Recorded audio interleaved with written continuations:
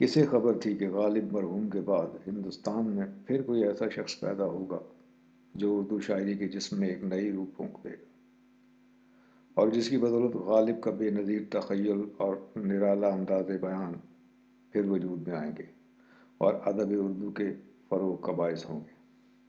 مگر زبان اردو کی خوش اقبالی دیکھیے کہ اس زمانے میں اقبال سے شاعر سے نصیب ہوا، جس کے کلام کا سکہ ہندوستان بھر کی اردو داں دنیا کے دلوں پر بیٹھا ہوا ہے، اور جس کی شہرت روم و ایران بلکہ فرنگستان تک پہنچ گئی ہے۔ غالب اور اقبال میں بہت سی باتیں مشترک ہیں۔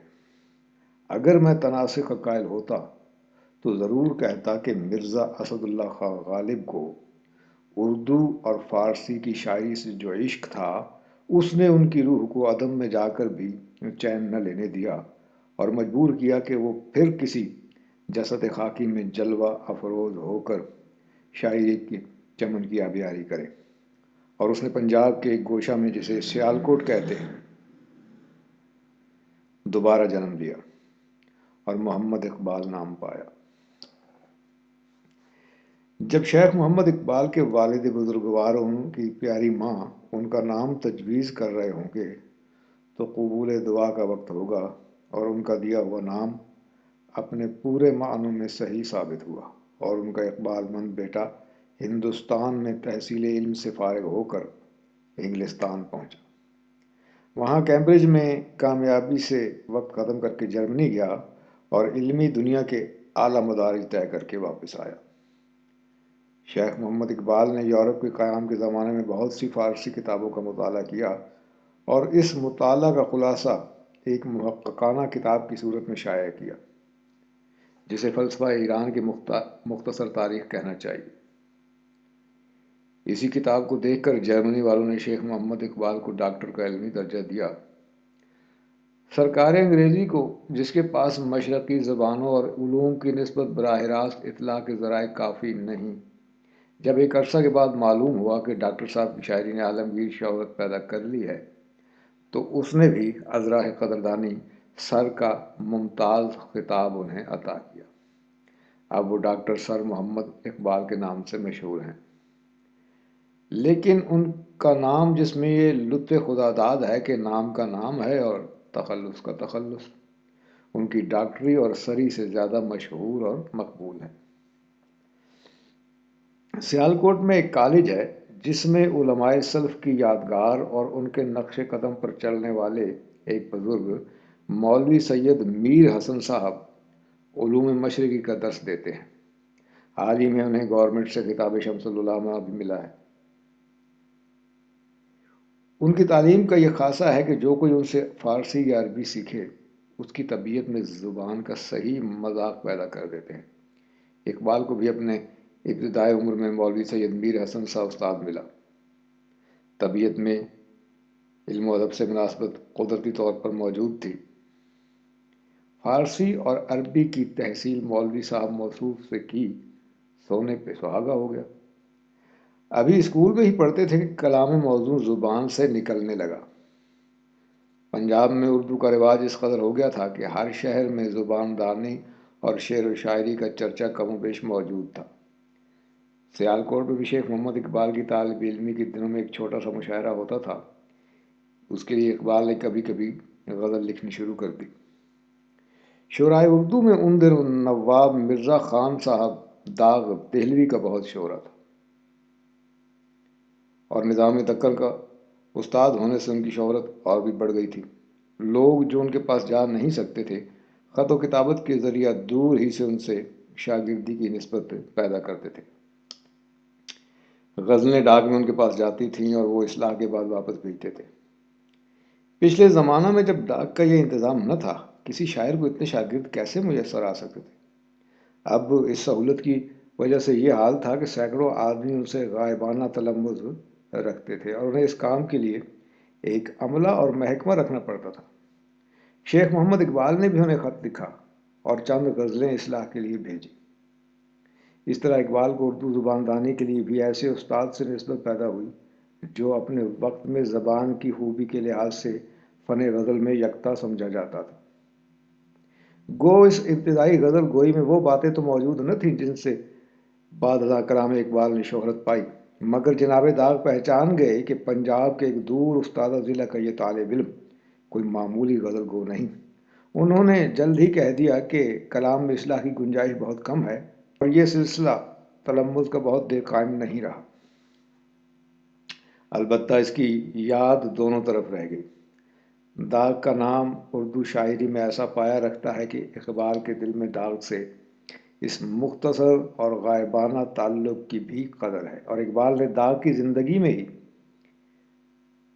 قبول عام کا وہ درجہ حاصل کر لیا تھا کہ داغ مرحوم اس بات پہ فخر کرتے تھے کہ اقبال بھی ان لوگوں میں شامل ہے جن کے کلام کی انہوں نے اصلاح کی۔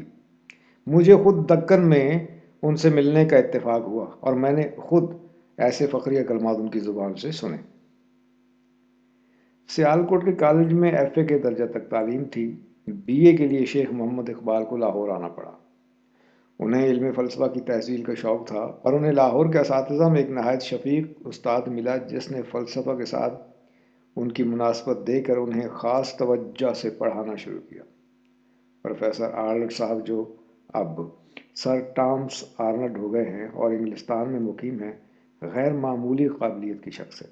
قوت تحریر ان کی بہت اچھی ہے اور وہ علمی جستجو اور تلاش کے طریقے جدید سے خوب واقف ہیں۔ انہوں نے چاہا کہ اپنے شاگرد کو اپنے مذاق اور اپنے طرز عمل سے حصہ دیں، اور وہ اس ارادہ میں بہت کچھ کامیاب ہوئے۔ پہلے انہوں نے علی گڑھ کالج کی پروفیسری کے زمانہ میں اپنے دوست مولانا شبلی مرحوم کے مذاق علمی کے پختہ کرنے میں کامیابی حاصل کی تھی۔ اب انہیں یہاں ایک اور جوہر قابل نظر آیا جس کے چمکانے کی آرزو ان کے دل میں پیدا ہوئی، اور جو دوستی اور محبت استاد اور شاگرد میں پہلے دن سے پیدا ہوئی وہ آخر شاگرد کو استاد کے پیچھے پیچھے انگلستان لے گئے، اور وہاں یہ رشتہ اور بھی مضبوط ہو گیا اور آج تک قائم ہے۔ آرنلڈ خوش ہے کہ میری محنت ٹھکانے لگی اور میرا شاگرد علمی دنیا میں میرے لیے بھی باعث شہرت افزائی ہوا، اور اقبال معترف ہے کہ جس مذاق کی بنیاد سید میر حسن نے ڈالی تھی اور جسے درمیان میں داغ کے غائبانہ تعارف نے بڑھایا تھا، اس کے آخری مرحلے آرنلڈ کی شفیقانہ رہبری سے طے ہوئے۔ اقبال کو اپنی علمی منازل طے کرنے میں اچھے راہبر ملے اور بڑے بڑے علماء سے سابقہ پڑا۔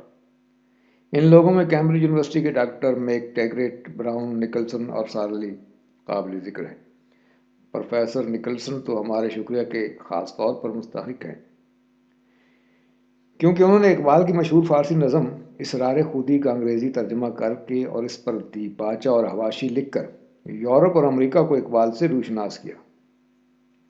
اسی طرح ہندوستان کی علمی دنیا میں جتنے نامور اس زمانہ میں موجود تھے، مثلا مولانا شبلی مرحوم، مولانا علی مرحوم، اکبر مرحوم، سب سے اقبال کی ملاقات اور خط و کتابت رہی، اور ان کے اثرات اقبال کے کلام پر اور اقبال کا اثر ان کی طباع پر پڑتا رہا۔ مولانا شبلی نے بہت سے خطوط میں اور حضرت اکبر نے نہ صرف خطوں میں بلکہ بہت سے اشعار میں اقبال کے کمال کا اعتراف کیا ہے، اور اقبال نے اپنی نظم میں ان با کمالوں کی جا بجا تعریف کی ہے۔ ابتدائی مشق کے دنوں کو چھوڑ کر اقبال کا اردو کلام 20ویں صدی کے آغاز سے کچھ پہلے شروع ہوتا ہے۔ 1901 سے غالباً 2-3 سال پہلے میں نے انہیں پہلی مرتبہ لاہور کے ایک مشاعرہ میں دیکھا۔ اس بزم میں ان کے چند ہم جماعت کھینچ کر لے آئے اور انہوں نے کہہ سن کر ایک غزل بھی پڑھوائی۔ اس وقت تک لاہور میں لوگ اقبال سے واقف نہ تھے۔ چھوٹی سی غزل تھی، سادہ سے الفاظ، زمین بھی مشکل نہ تھی، مگر کلام میں شوخی اور بے ساختہ پن موجود تھا۔ بہت پسند کی گئی۔ اس کے بعد 2-3 مرتبہ پھر اسی مشاعرہ میں انہوں نے غزلیں پڑھیں اور لوگوں کو معلوم ہوا کہ ایک ہونہار شاعر میدان میں آیا ہے۔ مگر یہ شہرت پہلے لاہور کے کالجوں کے طلباء اور بعض ایسے لوگوں تک محدود رہی جو تعلیمی مشاغل سے تعلق رکھتے تھے۔ اتنے میں ایک ادبی مجلس قائم ہوئی جس میں مشاہیر شریک ہونے لگے اور نظم و نثر کے مضامین کی اس میں مانگ ہوئی۔ شیخ محمد اقبال نے اس کے ایک جلسہ میں اپنی وہ نظم جس میں کوہ ہمالیہ سے خطاب ہے پڑھ کر سنائی۔ اس میں انگریزی خیالات تھے اور فارسی بندشیں۔ اس پر خوبی یہ کہ وطن پرستی کی چاشنی اس میں موجود تھی۔ مذاق زمانہ اور ضرورت وقت کے موافق ہونے کے سبب بہت مقبول ہوئی اور کئی طرف سے فرمائشیں ہونے لگیں کہ اسے شائع کیا جائے، مگر شیخ صاحب یہ عذر کر کے کہ ابھی نظر ثانی کی ضرورت ہے اپنے ساتھ لے گئے اور وہ اس وقت چھپنے نہ پائی۔ اس بات کو تھوڑا ہی عرصہ گزرا تھا کہ میں نے ادب اردو کی ترقی کے لیے رسالہ مخزن جاری کرنے کا ارادہ کیا۔ اسی اثنا میں شیخ محمد اقبال سے میری دوستانہ ملاقات پیدا ہو چکی تھی۔ میں نے ان سے وعدہ لیا کہ اس رسالہ کے حصہ نظم کے لیے وہ نئے رنگ کی نظمیں مجھے دیا کریں گے۔ پہلا رسالہ شائع ہونے کو تھا کہ میں ان کے پاس گیا اور میں نے ان سے کوئی نظم مانگی۔ انہوں نے کہا ابھی کوئی نظم تیار نہیں۔ میں نے کہا ہمالیہ والی نظم دے دیجیے اور دوسرے مہینے کے لیے کوئی اور لکھیے۔ انہوں نے اس نظم کے دینے میں پس و پیش کی کیونکہ انہیں یہ خیال تھا کہ اس میں کچھ خامیاں ہیں، مگر میں دیکھ چکا تھا کہ وہ بہت مقبول ہوئی، اس لیے میں نے زبردستی وہ نظم ان سے لے لی اور مخزن کی پہلی جلد کے پہلے نمبر میں جو اپریل 1901 میں نکلا شائع کر دی۔ یہاں سے گویا اقبال کی اردو شاعری کا پبلک طور پر آغاز ہوا اور 1905 تک جب وہ ولایت گئے یہ سلسلہ جاری رہا۔ اس عرصہ میں وہ عموماً مخزن کے ہر نمبر کے لیے کوئی نہ کوئی نظم لکھتے تھے اور جوں جوں لوگوں کو ان کی شاعری کا حال معلوم ہوتا گیا جا بجا مختلف رسالوں اور اخباروں سے فرمائشیں آنے لگیں اور انجمنیں اور مجالس درخواستیں کرنے لگیں کہ ان کے سالانہ جلسوں میں لوگوں کو وہ اپنے کلام سے محظوظ کرے۔ شیخ صاحب اس وقت طالب علمی سے فارغ ہو کر گورنمنٹ کالج میں پروفیسر ہو گئے تھے اور دن رات علمی صحبتوں اور مشاغل میں بسر کرتے تھے۔ طبیعت زوروں پر تھی، شعر کہنے کی طرف جس وقت مائل ہوتے تو غضب کی آمد ہوتی تھی۔ ایک ایک نشست میں بے شمار شعر ہو جاتے تھے۔ ان کے دوست اور بعض طالب علم جو پاس ہوتے تھے پینسل کاغذ لے کر لکھتے جاتے اور وہ اپنی دھن میں کہتے جاتے۔ میں نے اس زمانہ میں انہیں کبھی کاغذ قلم لے کر فکرے سخن کرتے نہیں دیکھا۔ موزوں الفاظ کا ایک دریا بہتا یا ایک چشمہ ابلتا معلوم ہوتا تھا۔ ایک خاص کیفیت رقت کی عموماً ان پر طاری ہوتی تھی۔ اپنے اشعار سریلی آواز میں ترنم سے پڑھتے تھے، خود وجد کرتے تھے اور دوسروں کو وجد میں لاتے تھے۔ یہ عجیب خصوصیت ہے کہ حافظہ ایسا پایا کہ جتنے شعر اس طرح زبان سے نکلیں اگر وہ ایک مسلسل نظم کے ہوں تو سب کے سب دوسرے وقت اور دوسرے دن اسی ترتیب سے حافظہ میں محفوظ ہوتے ہیں جس ترتیب سے وہ کہے گئے تھے، اور درمیان میں خود وہ انہیں قلم بند بھی نہیں کرتے۔ مجھے بہت سے شعراء کی ہم نشینی کا موقع ملا ہے اور بعض کو میں نے شعر کہتے بھی دیکھا اور سنا ہے، مگر یہ رنگ کسی اور میں نہیں دیکھا۔ اقبال کی ایک اور خصوصیت یہ ہے کہ بئی ہمہ موزونی طبع وہ حسب فرمائش شعر کہنے سے قاصر ہے۔ جب طبیعت خود مائل نظم ہو تو جتنے شعر چاہے کہہ دے، مگر یہ کہ ہر وقت اور ہر موقع پر حسب فرمائش وہ کچھ لکھ سکے یہ قریب قریب ناممکن ہے۔ اس لیے جب ان کا نام نکلا اور فرمائشوں کی بھرمار ہوئی تو انہیں اکثر فرمائشوں کی تعمیر سے انکار ہی کرنا پڑا۔ اسی طرح انجمنوں اور مجالس کو بھی وہ عموماً جواب ہی دیتے رہے۔ فقط لاہور کی انجمن حمایت اسلام کو بعض وجوہ کے سبب یہ موقع ملا کہ اس کے سالانہ جلسوں میں کئی سال متواتر اقبال نے اپنی نظم سنائی جو خاص اسی جلسہ کے لیے لکھی جاتی تھی اور جس کی فکر وہ پہلے سے کرتے رہتے تھے۔ اول جو نظمیں جلسہ عام میں پڑھی جاتی تھیں تحت اللفظ پڑھی جاتی تھیں اور اس طرز میں بھی ایک لطف تھا، مگر بعض دوستوں نے ایک مرتبہ جلسہ عام میں شیخ محمد اقبال سے باصرار کہا کہ وہ نظم ترنم سے پڑھیں۔ ان کی آواز قدرتاً بلند اور خوش آئند ہے، طرز ترنم سے بھی خاصے واقف ہیں۔ ایسا سما بندھا کہ سکوت کا عالم چھا گیا اور لوگ جھومنے لگے۔ اس کے دو نتیجے ہوئے، ایک تو یہ کہ ان کے لیے تحت اللفظ پڑھنا مشکل ہو گیا، جب کبھی پڑھیں لوگ اصرار کرتے ہیں کہ لے سے پڑھا جائے، اور دوسرا یہ کہ پہلے تو خواص ہی ان کے کلام کے قدردان تھے اور اس کو سمجھ سکتے تھے۔ اس کشش کی سبب عوام بھی کھنچائے۔ لاہور میں جلسہ حمایت اسلام میں جب اقبال کی نظم پڑھی جاتی ہے تو 10,000 آدمی ایک وقت میں جمع ہوتے ہیں، اور جب تک نظم پڑھی جائے لوگ دم بخود بیٹھے رہتے ہیں۔ جو سمجھتے ہیں وہ بھی محو اور جو نہیں سمجھتے وہ بھی محو ہوتے ہیں۔ 1905 سے 1908 تک اقبال کی شاعری کا ایک دوسرا دور شروع ہوا۔ یہ وہ زمانہ ہے جو انہوں نے یورپ میں بسر کیا۔ گو وہاں انہیں شاعری کے لیے نسبتاً کم وقت ملا، اور ان نظموں کی تعداد جو وہاں کے قیام میں لکھی گئی تھوڑی ہے، مگر ان میں ایک خاص رنگ وہاں کے مشاہدات کا نظر آتا ہے۔ اس زمانے میں 2 بڑے تغیرات ان کے خیالات میں آئے۔ ان 3 سالوں میں سے 2 سال ایسے تھے جن میں میرا بھی وہیں قیام تھا اور اکثر ملاقات کے موقع ملتے رہتے تھے۔ ایک دن شیخ محمد اقبال نے مجھ سے کہا کہ ان کا ارادہ مصمم ہو گیا ہے کہ وہ شاعری کو ترک کر دیں اور قسم کھا لیں کہ شعر نہیں کہیں گے، اور جو وقت شاعری میں صرف ہوتا ہے اسے کسی اور مفید کام میں صرف کریں گے۔ میں نے ان سے کہا کہ ان کی شاعری ایسی شاعری نہیں ہے جسے ترک کرنا چاہیے، بلکہ ان کے کلام میں وہ تاثیر ہے جس سے ممکن ہے کہ ہماری درماندہ قوم اور ہمارے کم نصیب ملک کے امراض کا علاج ہو سکے۔ اس لیے ایسی مفید خداداد طاقت کو بیکار کرنا درست نہ ہوگا۔ شیخ صاحب کچھ قائل ہوئے کچھ نہ ہوئے، اور یہ قرار پایا کہ آرنلڈ صاحب کی رائے پر آخری فیصلہ چھوڑا جائے۔ اگر وہ مجھ سے اتفاق کریں تو شیخ صاحب اپنا ارادہ ترک شعر بدل دیں، اور اگر وہ شیخ صاحب سے اتفاق کریں تو ترک شعر اختیار کیا جائے۔ میں سمجھتا ہوں کہ علمی دنیا کی خوش قسمتی تھی کہ آرنلڈ صاحب نے مجھ سے اتفاق رائے کیا، اور فیصلہ یہی ہوا کہ اقبال کے لیے شاعری کو چھوڑنا جائز نہیں، اور جو وقت وہ اس شغل کی نظر کرتے ہیں وہ ان کے لیے بھی مفید ہے، ان کے ملک و قوم کے لیے بھی مفید ہے۔ ایک تغیر جو ہمارے شاعر کی طبیعت میں آیا تھا اس کا تو یوں خاتمہ ہوا، مگر دوسرا تغیر ایک چھوٹے سے آغاز سے ایک بڑے انجام تک پہنچا۔ یعنی اقبال کی شاعری نے فارسی زبان کو اردو زبان کی جگہ اپنا ذریعہ اظہار خیال بنا لیا۔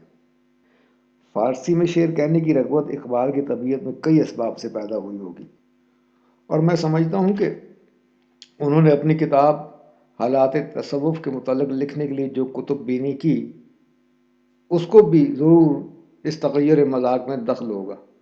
اس کے علاوہ جوں جوں ان کا مطالعہ علم و فلسفہ کے متعلق گہرا ہوتا گیا اور دقیق خیالات کے اظہار کو جی چاہا تو انہوں نے دیکھا کہ فارسی کے مقابلہ میں اردو کا سرمایہ بہت کم ہے، اور فارسی میں کئی فقرے اور جملے سانچے میں ڈھلے ہوئے ایسے ملتے ہیں جن کے مطابق اردو میں فقرے ڈالنا آسان نہیں ہے۔ اس لیے وہ فارسی کی طرف مائل ہو گئے۔ مگر بظاہر جس چھوٹے سے واقعہ سے ان کی فارسی گوئی کی ابتدا ہوئی ہے وہ یہ ہے کہ ایک مرتبہ وہ ایک دوست کے ہاں مدعو تھے جہاں ان سے فارسی اشعار سنانے کی فرمائش ہوئی، اور پوچھا گیا کہ وہ فارسی شعر بھی کہتے ہیں یا نہیں۔ انہیں اعتراف کرنا پڑا کہ انہوں نے سوائے ایک آدھ شعر کبھی کہنے کی فارسی لکھنے کی کوشش نہیں کی۔ مگر کچھ ایسا وقت تھا اور فرمائش نے ایسی تحریک ان کے دل میں پیدا کی کہ دعوت سے واپس آ کر بستر پر لیٹے ہوئے باقی وقت وہ شاید فارسی اشعار کہتے رہے، اور صبح اٹھتے ہی جو مجھ سے ملے تو 2 تازہ غزلیں فارسی میں تیار تھی جو انہوں نے زبانی مجھے سنائیں۔ ان غزلوں کے کہنے سے انہیں اپنی فارسی گوئی کی قوت کا حال معلوم ہوا جس کا پہلے انہوں نے اس طرح امتحان نہیں کیا تھا۔ اس کے بعد ولایت سے واپس آنے پر گو کبھی کبھی اردو کی نظمیں بھی کہتے تھے، مگر طبیعت کا رخ فارسی کی طرف ہو گیا۔ یہ ان کی شاعری کا تیسرا دور ہے جو 1908 کے بعد سے شروع ہوا اور جو اب تک چل رہا ہے۔ اس عرصہ میں اردو نظمیں بھی بہت سی ہوئیں اور اچھی اچھی، جن کی دھوم مچ گئی، مگر اصل کام جس کی طرف وہ متوجہ ہو گئے وہ ان کی فارسی مثنوی اسرار خودی تھی۔ اس کا خیال دیر تک ان کے دماغ میں رہا اور رفتہ رفتہ دماغ سے صفحہ کرتاس پر اترنے لگا، اور آخر ایک مستقل کتاب کی صورت میں ظہور پذیر ہوا جس سے اقبال کا نام ہندوستان سے باہر بھی مشہور ہو گیا۔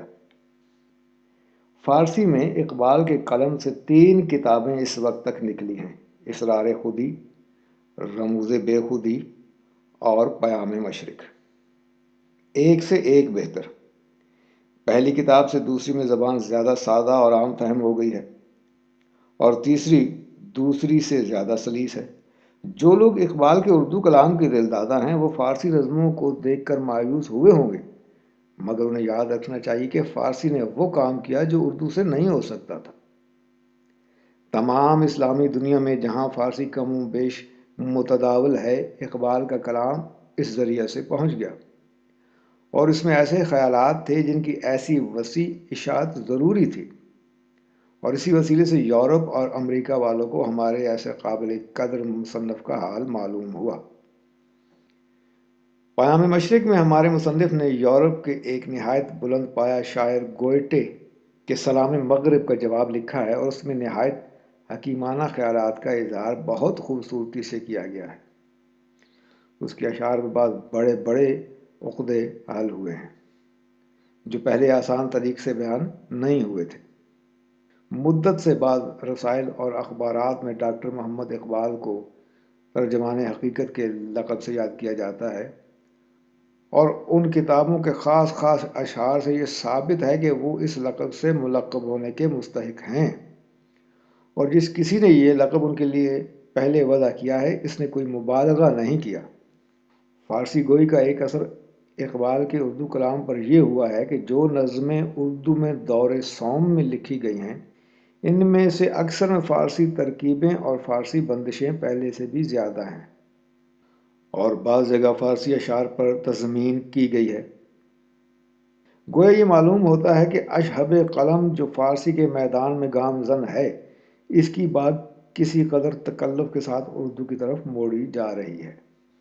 اقبال کا اردو کلام جو وقتاً فوقتاً 1901 سے لے کر آج تک رسالوں اور اخباروں میں شائع ہوا اور انجمنوں میں پڑھا گیا، اس کے مجموعے کی اشاعت کے بہت لوگ خواہاں تھے۔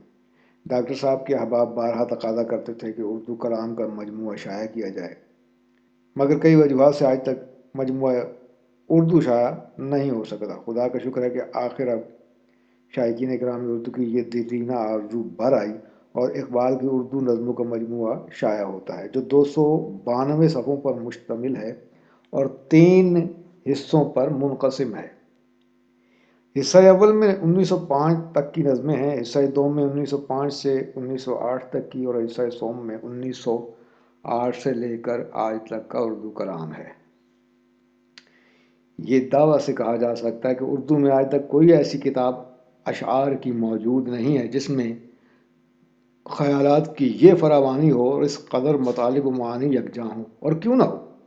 ایک صدی کے چہارم حصے کے مطالعے اور تجربے اور مشاہدے کا نچوڑ اور سیر و سیاحت کا نتیجہ ہے۔ بعض نظموں میں ایک ایک شعر اور ایک ایک مصرع ایسا ہے کہ اس پر ایک مستقل مضمون لکھا جا سکتا ہے۔ یہ مختصر سا مضمون جو بطور دیباچہ لکھا گیا ہے، اس میں مختلف نظموں کی تنقید یا مختلف اوقات کی نظموں کے باہم مقابلہ کی گنجائش نہیں، اس لیے اگر ہو سکا تو میں کوئی اور موقع تلاش کروں گا۔ سر دست میں صاحبان ذوق کو مبارکباد دیتا ہوں کہ اردو کلیات اقبال ان کے سامنے رسالوں اور گلدستوں کے اوراق پریشاں سے نکل کر ایک مجموعہ دل پذیر کی شکل میں جلوہ گر ہے، اور امید ہے کہ جو لوگ مدت سے اس کلام کو یکجا دیکھنے کے مشتاق تھے وہ اس مجموعہ کو شوق کی نگاہوں سے دیکھیں گے اور دل سے اس کی قدر کریں گے۔ آخر میں اردو شاعری کی طرف سے میں یہ درخواست قابل مصنف سے کرتا ہوں کہ وہ اپنے دل و دماغ سے اردو کو وہ حصہ دیں جس کی وہ مستحق اور محتاج ہے۔ خود انہوں نے غالب کی تعریف میں چند بند لکھے ہیں جن میں ایک شعر میں اردو کی حالت کا صحیح نقشہ کھینچا ہے: گیسوئے اردو ابھی منت پذیر شانہ ہے، شمع یہ سودائی دل سوزی پروانہ ہے۔ ہم ان کا یہ شعر پڑھ کر ان سے یہ کہتے ہیں کہ جس احساس نے ان سے یہ شعر نکلوایا تھا اس سے کام لے کر اب وہ پھر کچھ عرصہ کے لیے گیسوئے اردو کے سنوارنے کی طرف متوجہ ہوں، اور ہمیں موقع دے کہ ہم اس مجموعہ اردو کو جو اس قدر دیر کے بعد چھپا ہے ایک دوسرے کلیات اردو کا پیش خیمہ سمجھیں۔